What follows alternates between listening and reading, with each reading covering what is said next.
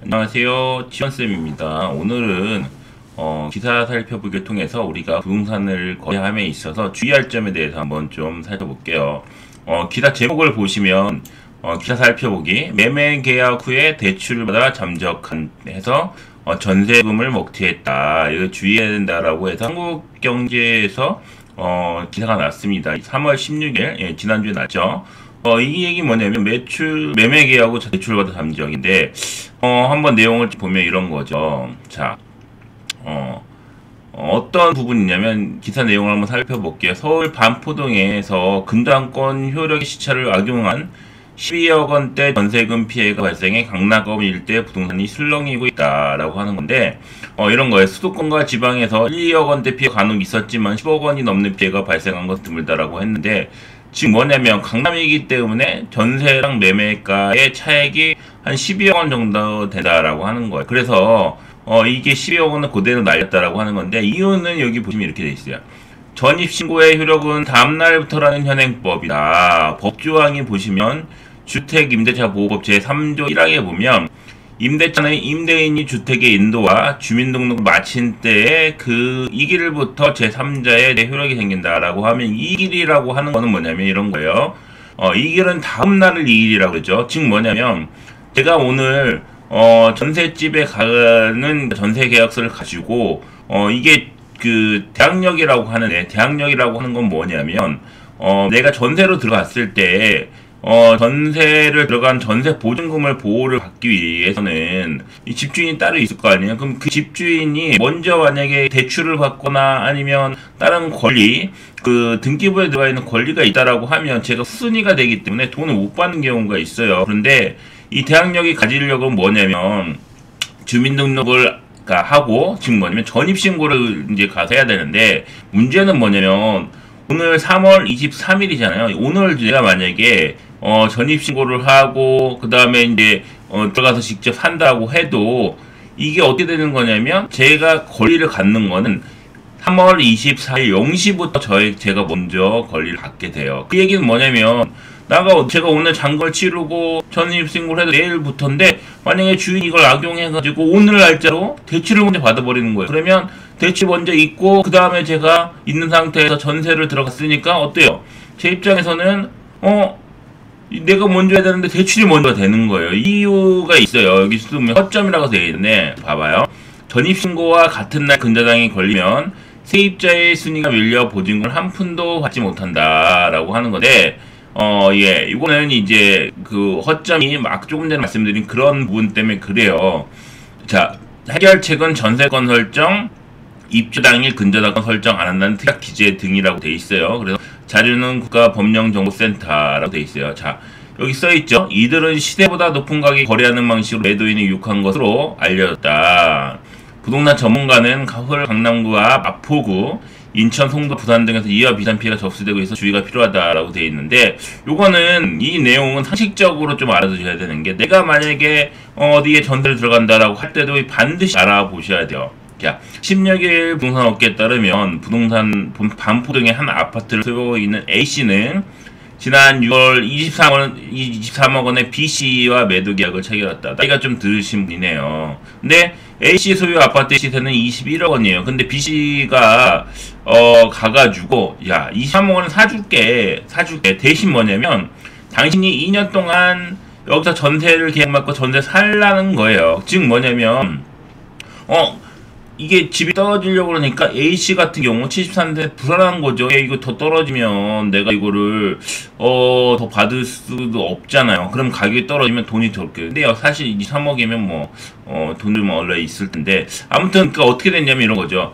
당신이 여기서 사시면 2년 동안 사시면서 편하게 살면서 돈은 추가적으로 현금이 꽂힌다라고 하니까 이제 이 A씨가 B씨한테 넘어간 거예요. 그런데 봐봐요.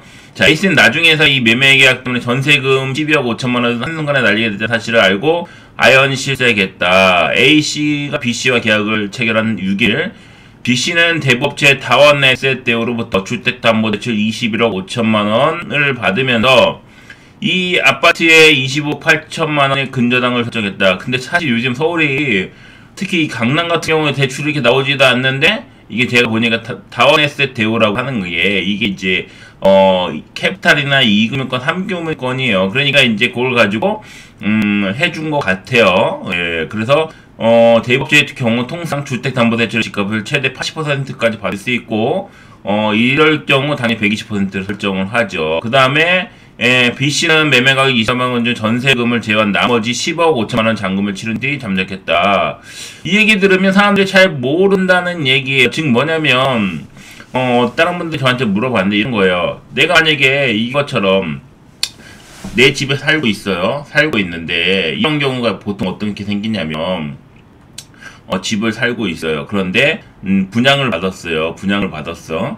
만약에 이제 이런 거죠. 제가 병점에 살고 있는데 동탄에 분양을 받았어요. 그런데 병점에서 동탄을 가야 되죠. 이사를 이제 만약에 올해 이제 이게 입주가 되는 거예요. 그러면 내가 가야 되는데 당장 돈이 모자라. 돈이 모자르고 또 한 가지는 그러면 직접 들어가서 살면 되는데 어떤 경우냐면 애들이 이제 학교도 있고 그러다 보니까 저거를 그냥 내가 전세나 월세를 주고 나는 2년 후에 들어가야겠다. 그러면 이 집을 팔아서 그 돈을 마련해서 거기에다가 잔금으로 넣고 그 다음에 나는 이 집에서 계속 살면서 매매를 하는 거죠. 살면서 다른 사람한테 팔아가지고 그 나머지 차익을 받는다. 이런 형태로 되는 거죠.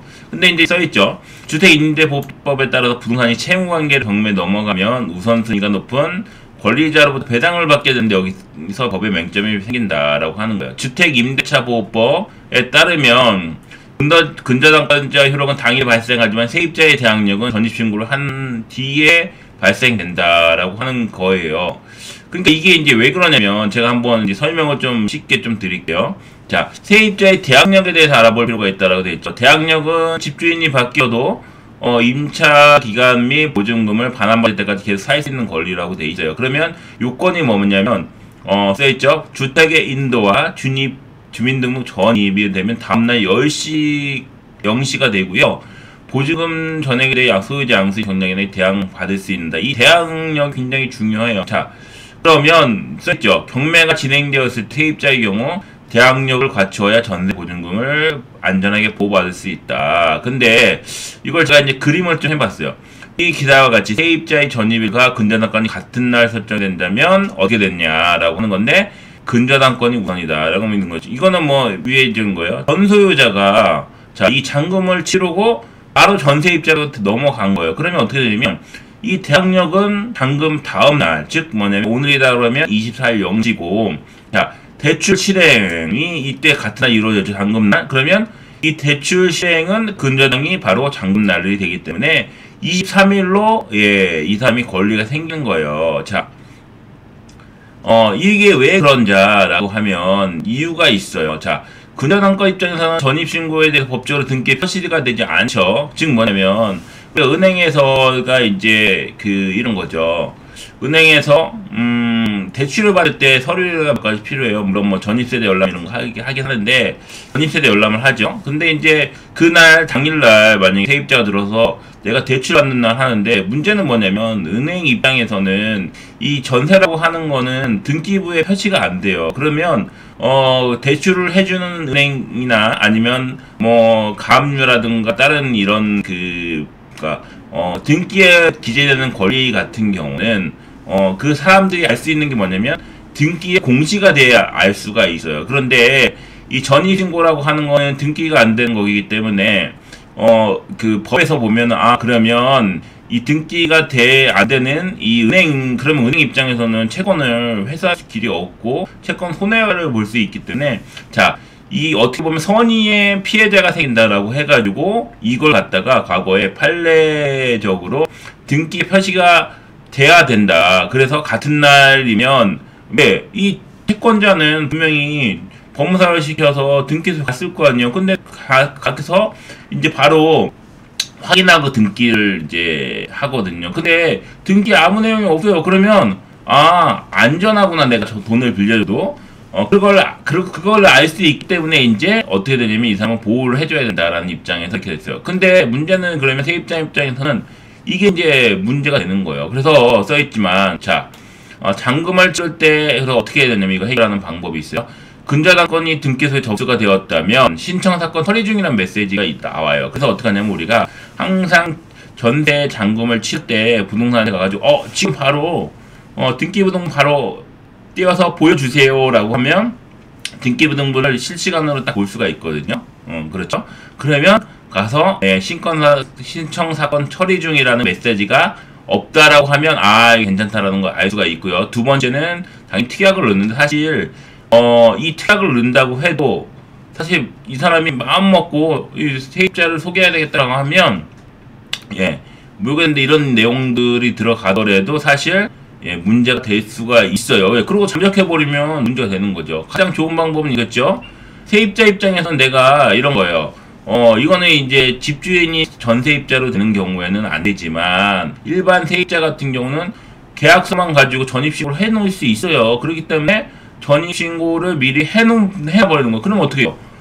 그 주인이 대출을 받으려고 할 때 은행에 전입세대 열람을 띄워버리면 이 세입자가 있는 거예요. 그럼 이 세입자가 있으면 은행에서는 당연히 안 해준다라고 하는 거죠. 다만 이제 문제는 이런 게 있을 수 있어요. 내가 만약에 지금 살다가 A라는 집 살다가 B라는 집으로 이사가는데 그 B라는 집으로 먼저 전입신고를 해놓으려면 A 거를 빼야 되잖아요. 그러면 빼면 어떻게 되냐면 이쪽 그 전세금이 또 보증이 안 돼요. 그럴 때는 어떻게 되냐면 써있지만 가족 중 한 명이 먼저 전입신고를 해버리면 인정이 된다. 우리가 이제 그 주택임대차 보호법상에 그 세대를 그러니까 뭐냐면 가정 공동생활을 같이 하는 세대, 즉 뭐냐면 내가 세대주라고 해도 내 부인이 있을 것이고 자녀가 있을 텐데 이 부인하고 자녀 중에서 나 대신 전입신고가 돼 있어도 내가 세대주가 전입하는 거랑 같은 효과를 지닐 수 있다라고 하는 거기 때문에 새로운 집에 전입신고를 할 때 이렇게 해도 된다라고 하는 거고, 만약에 어떻게 되냐면 이런 거죠. 이렇게 전소유자가 전세입자로 갈 때는 그러면 어떻게 했냐 그 보호하려면 그때는 뭐냐면 우리가 이제 그 전세권 설정이라는 게 있어요. 전세권이라고 하는 것도 사실 어떻게 되냐면 전세권도 물건에 해당이 돼요. 그러면 이 물건에 해당이 되고 이 전세권이라는 거는 등급에 올라간다라는 얘기죠. 그러면 이런 거죠. 내가 그런 그 전소유자라 그러면 아무리 미리 전입신고가 돼 있어도 그 지위가 그날 바뀌는 거거든요. 잔금날. 그렇기 때문에 현재 상태에서는 보호를 못 받아요. 그래서 어떻게 하냐면 전세권 설정을 잔금과 동시에, 그러니까 전세권은 아예 물건을 설정을 해버리는 거예요. 등기에 올려버리는 거예요. 그러면 전소유자도 이게 딱 등기소에 가서 먼저 권리가 되면 어떻게 되냐면 아까 얘기한 물건하고 채권 하면은 물건이 우선이 될 수 있어요. 근데 물건하고 물건이 같이 동시에 접수가 되면 어떻게 되냐면 접수 순으로 얘가 먼저 순위가 올라가는 거예요. 즉 뭐냐면 전세권도 물건, 그 다음에 근저당권도 물건이에요. 그러면 얘가 전세권이 먼저 싹 들어가 버리면 어떻게 되냐면 뒤에 근저당권이 와도 이 전세권이 먼저 보호가 된다라고 하는 거죠. 이렇게 이제 알아봤고요.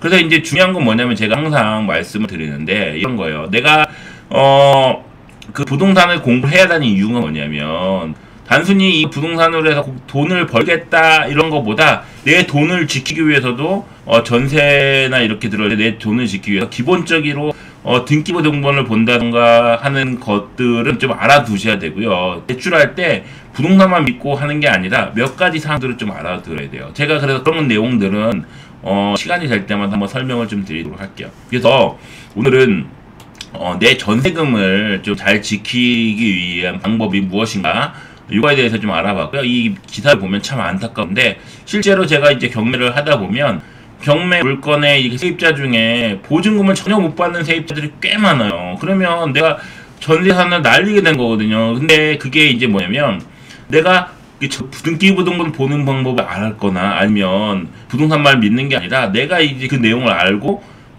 점검을 하거나 확인을 했을 때 그런 것들이 없어질 수 있다라고 하는 거예요. 그래서 이 부분에 대해서는 꼭 알아두시고 살면서 공부를 해두실 필요가 있다라고 하는 거예요. 지금까지 지원쌤이었습니다. 오늘은 기사를 살펴봤고요. 유튜브에 이제 제가 간혹가다 좋은 내용들을 많이 올려드릴 테니까 유튜브 동기 구독 좀 해주시고 좋아요 한번 눌러주시면 좋겠습니다. 지금까지 지원쌤이었습니다. 감사합니다.